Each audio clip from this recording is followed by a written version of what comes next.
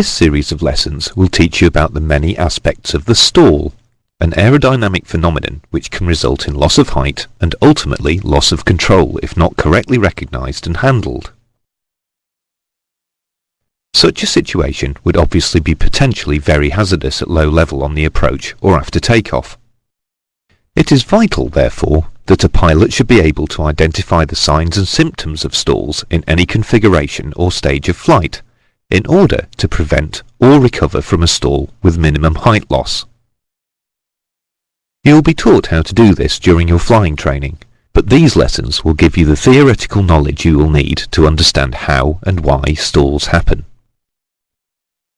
Different types of aircraft exhibit different stalling characteristics, some less desirable than others, but all should give the pilot some indication of an incipient stall.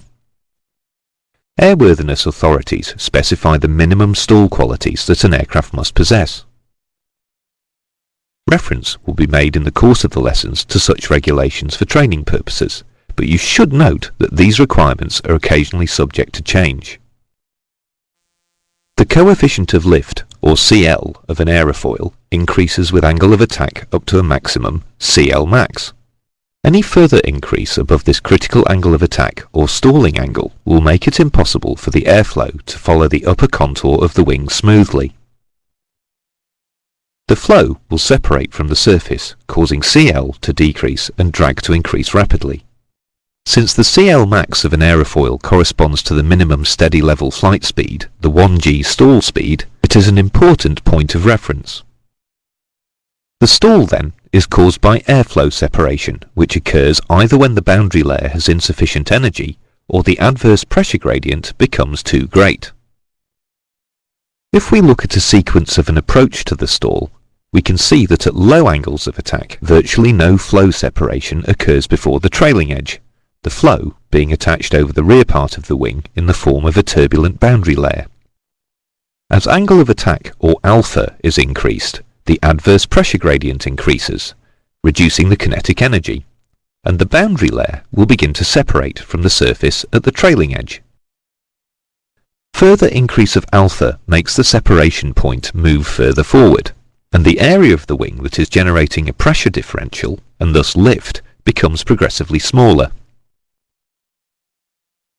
At alphas greater than the critical angle, which will depend on the wing planform, the extremely steep adverse pressure gradient will have caused so much separation that the wing can no longer generate enough lift to support the aircraft's weight, and the wing is stalled. It is important to remember that the angle of attack is the angle between the chord line and the relative airflow. Therefore, if the angle of attack is increased up to or beyond the critical angle, an aeroplane can be stalled at any airspeed or flight attitude. If we study the lift curve shown in this sequence, it can be seen that the increase in CL is linear over a large proportion of the range of alpha up to the stall. But as the effects of separation begin to be felt, the curve begins to flatten. Eventually, CL reaches a peak and then drops at an angle steeper than the rate of increase.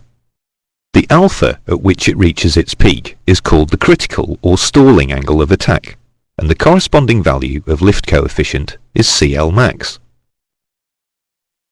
Most aeroplanes will stall at around 14 to 16 degrees alpha.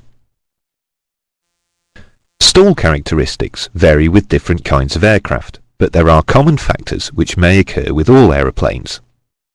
For modern aircraft, during most manoeuvres, the onset of the stall is gradual.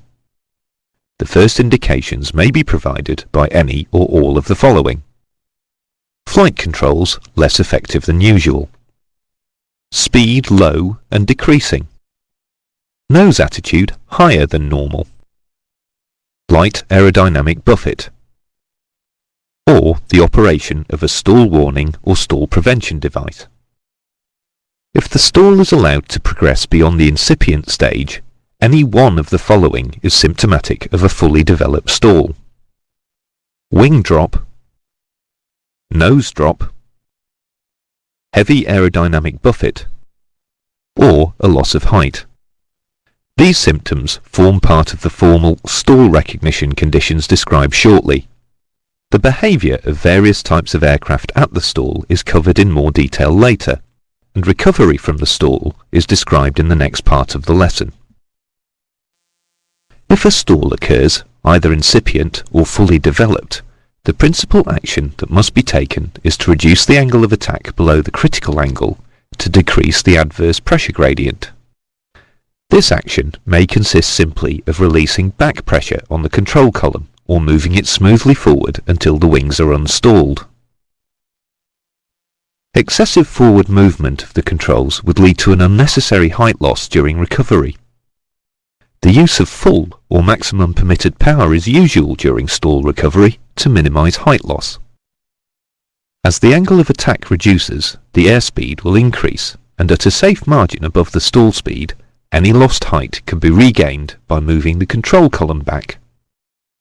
Pilots should be careful not to pitch up too quickly, as this may restall the wing, even at a higher speed, which is known as a secondary stall and is covered in detail later in this series of lessons.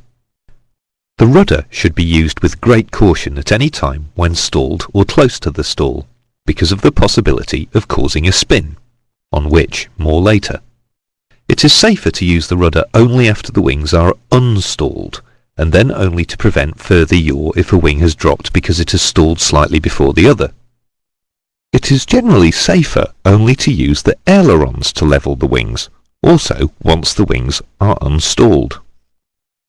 On swept-wing aeroplanes, the ailerons can be used to correct a wing drop, coordinated with a small amount of rudder, because design requirements for stall characteristics demand features promoting early wing root stall.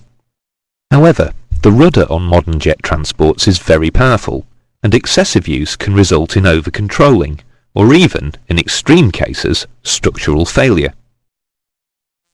At the low speeds normally associated with stalling, dynamic pressure is at a low value, and greater deflection will be required to achieve the same response as that found at a higher speed.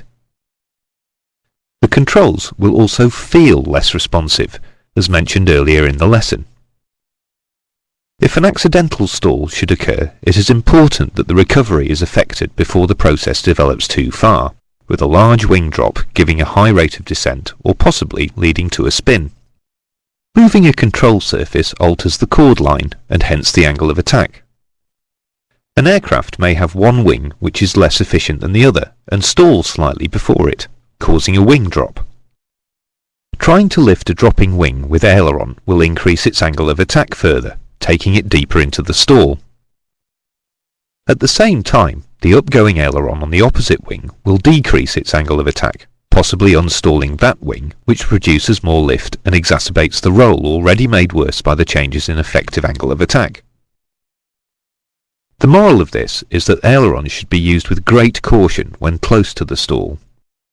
Swept-wing aircraft basic stalling requirements, however, are designed to enable safe use of the ailerons as far as stall recognition, with small amounts of rudder, if smoothly applied, to coordinate with the ailerons. Various means of achieving this capability are discussed later. The use of rudder has already been mentioned in the earlier section on stall recovery, with its attendant risks. A coarse application of rudder before the wings are unstalled to pick up a dropped wing, but inadvertently in the wrong sense, in the direction of roll, could put the aircraft into a spin. Even if the rudder were applied to oppose a wing drop, it would require a large rudder deflection, which could well cause a spin in the opposite direction. Taken with the aforementioned restrictions on the use of the ailerons, these factors would suggest that the ailerons and rudder should be kept neutral until the wings are unstalled, and only used when the aircraft has reached a safe speed margin above the stall. A formal standard of stall recognition is established to determine when the behaviour of the aeroplane gives the pilot a clear and distinctive indication of an acceptable nature that the aeroplane is stalled.